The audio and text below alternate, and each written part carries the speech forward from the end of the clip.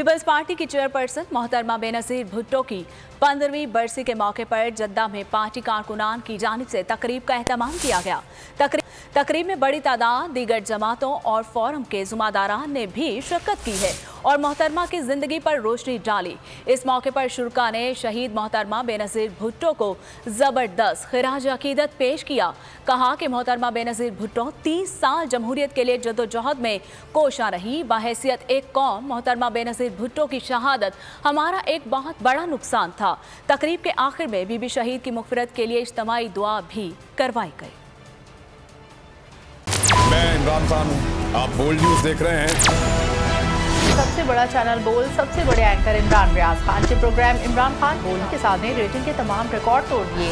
56% नाज़रीन ने बोल न्यूज़ को देखा। सोशल मीडिया पर भी सबने ज्यादा देखा। सब्सक्राइब करें और बेल दबाएं ताकि कोई खबर रह न जाए।